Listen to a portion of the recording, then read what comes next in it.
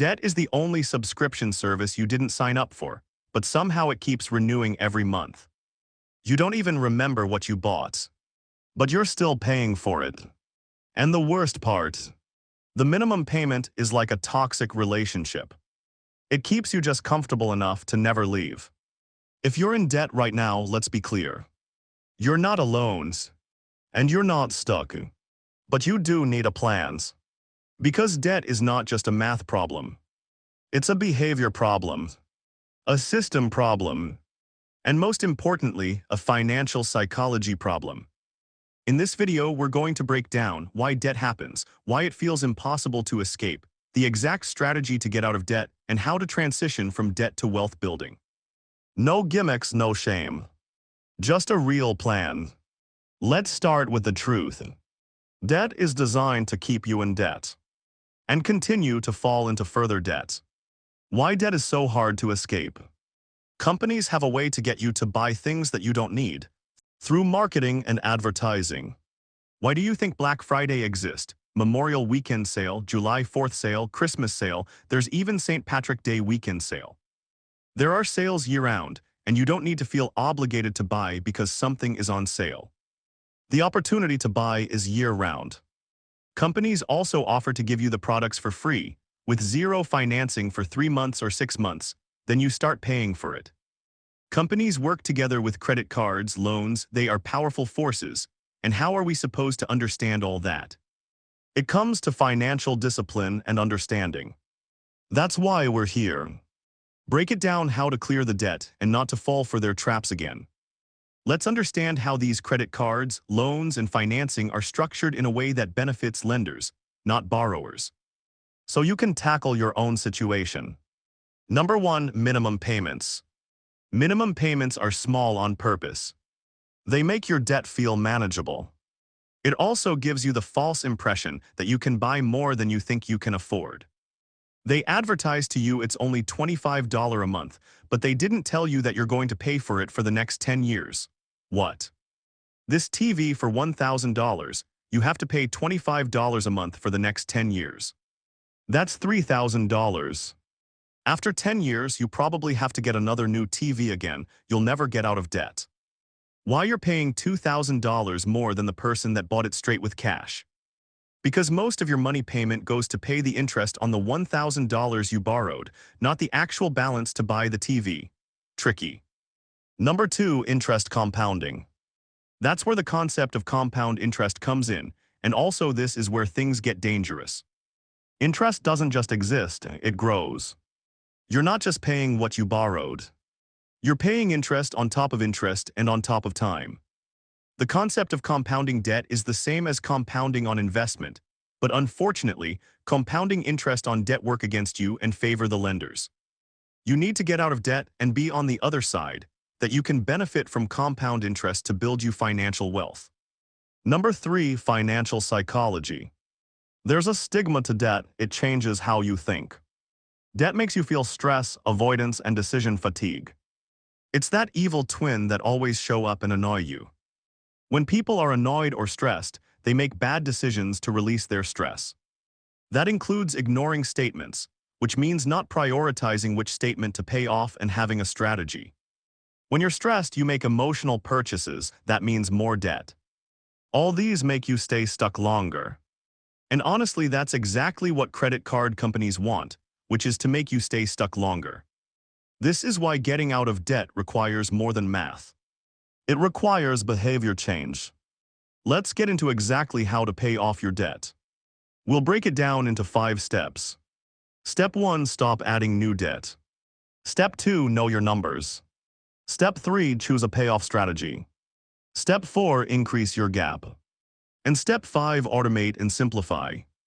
In order to pay off your debt, let's figure out how to stop the bleeding. Before you can get out of debt, you have to stop going deeper.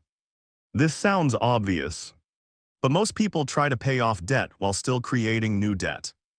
That's like trying to lose weight while ordering dessert every night. Step 1, stop adding new debt. That means pause credit card usage, avoid financing new purchases, shift to cash or debit. Yes, it's uncomfortable and sounds strange in the beginning. But discomfort is part of the reset. Studies show most behaviors take few months to sink it for it to become habit. It takes discipline to get into a new behavior. You may feel lost in the beginning because you're doing something you've never done before. Pay attention to your budget is a good way to start. Watch my other video on how to budget for beginners. Will break it down for you step by step. Take the first dab from your paycheck to pay down debt. Recognize the difference between need versus want. And don't get into new debt until you watch that video. This will set you on the right path to start taking control of your own finance. See link in the description. Step 2. Know your numbers. You can't fix what you don't know. Start with listing out every debt, including credit cards, personal loans, student loans, car loans, and any financing from products purchase. For each one, write down the total balance, interest rate, and the minimum payment. This is your reality. And yes, it might look scary. But clarity is power. Once you see the full picture, you're empowered to fix it. You can build a strategy. Step 3. Now we get into strategy. Choose a payoff strategy. There are two main approaches. Number 1, the snowball method. You target to pay off the smallest debt first. This means you pay the minimum payment amount on all debts and add extra payment to the smallest debt. So you'll pay off the smallest debt the soonest among all debts. Once the smallest debt is paid off, you put the amount you previously paid the smallest debt into the next smallest debt. This builds momentum. You feel a sense of success by getting rid of a debt completely and lowering your overall number of debts. It's great for motivation and financial psychology. You get quick wins, and quick wins keep you going. Number 2, the avalanche method. You focus on the debt with the highest interest rate first. You do this by paying the minimum amount on all debts and add extra payment to the debt with the highest interest rate. You keep doing this until the highest interest rate debt is payoff. Once that's payoff, you put the amount you previously paid to the highest interest rate debt into the next highest interest rate debt. This saves you more money over time. But it takes discipline because the time it takes to pay off the highest interest rate debt could take a lot longer.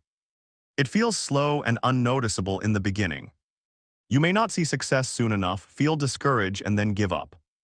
But the benefit is it does lower the overall amount of money paid. You can also choose a hybrid approach. If you are just starting to build the habit, you can start with the snowball method, such as starting with a small debt for a quick win. Then switching to the avalanche method, or applying extra funds to high-interest debts while following a snowball plan. The question is which one is better. Both methods are effective, but the best choice depends on your personality, motivation, and financial situation. The most important factor is to start paying down debt consistently, as even the perfect method is ineffective if not followed through. So choose the method that you can stick with. Because consistency beats perfection. Step 4. Increase your gap.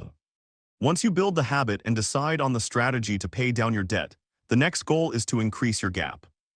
Your gap is the difference between what you earn and what you spend.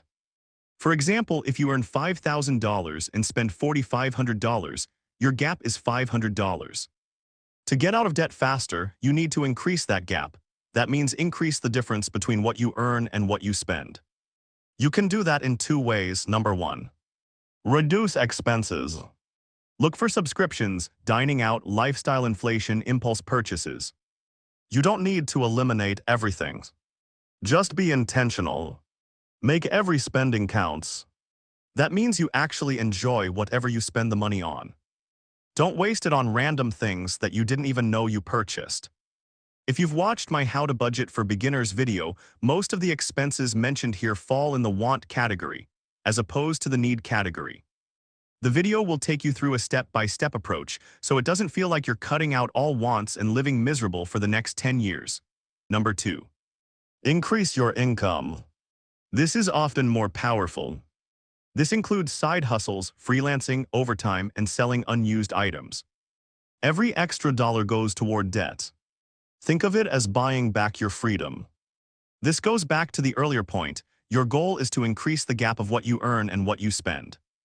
You either lower your spending, particularly in the want category, or you increase your earning through opportunities.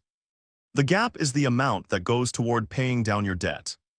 The wider the gap, the more you can pay down your debt, and the faster you can pay off your debt.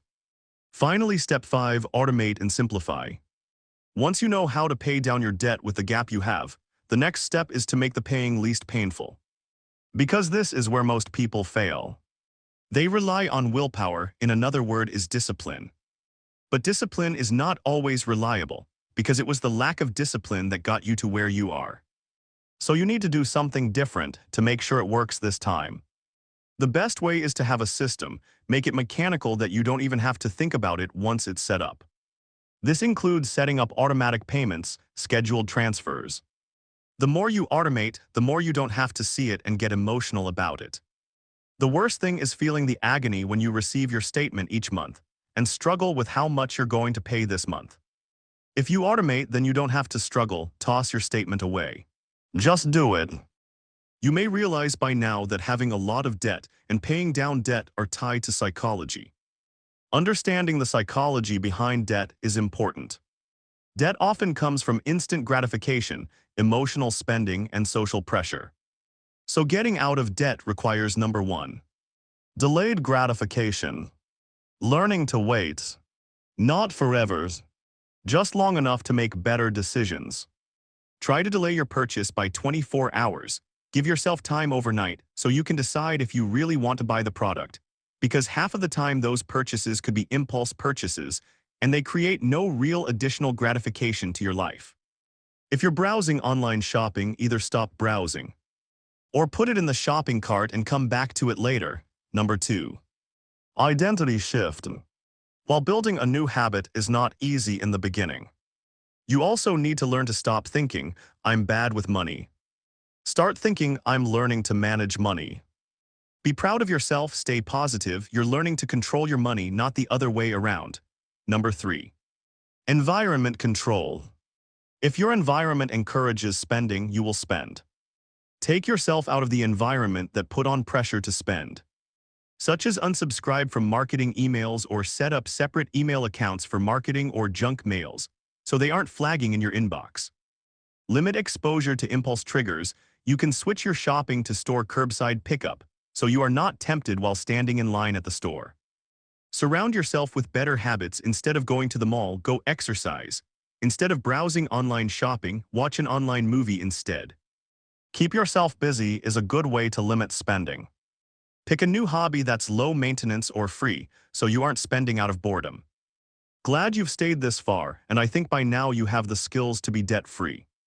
The next question is what to do after you're debt-free. This is where most people make a huge mistake. They get out of debt and then go right back into it. This is like the yo-yo diet. Going back to old habits after successfully losing weight. The goal is to change your habits to maintain a healthy lifestyle for long-term health. The same is true for your financial health. Build good habits for long-term financial well-being. So here's what you do next. 1. Build an emergency fund. Keep 3 to 6 months of expenses in the fund. Don't let the fund fall below the minimum level you set. This prevents future debt and falling into the old trap. 2. Start investing. Now you shift from paying interest to earning interest. You learned earlier that you're slammed by compounding interest on your debt and made your lenders rich. Now switch it the other way around. Let yourself benefit from compound interest growth. This is where the stock market becomes your ally. Through index funds, long-term investing, and portfolio strategy. Don't stop your financial journey with just paying down your debt. Think long-term and start wealth building. 3. Understand economic cycles. Once you start wealth building, understand there's economic cycles. Markets will go up and down. That's normal. Stay consistent. Because long-term investing rewards patience. Finally, risk management. Even after debt, risk still exists. So manage it. Don't over-leverage. Avoid lifestyle inflation. Keep your expenses in check. And most importantly, don't confuse income with wealth. High income with bad habits still leads to debt. Let me leave you with this. Debt feels permanent, but it's not. It's a phase. And like any phase, it ends when your behavior changes. You don't need to be perfect. You just need to be consistent. Because every payment you make, it's one step closer to freedom. If this helped you understand how to get out of debt, you're already ahead of most people. Because most people stay stuck in the cycle. Subscribe for more content on investing, stock market strategies, financial psychology, and long-term wealth building. And remember, getting out of debt is not just about money. It's about taking control of your future. Click like and subscribe. See you in the next video.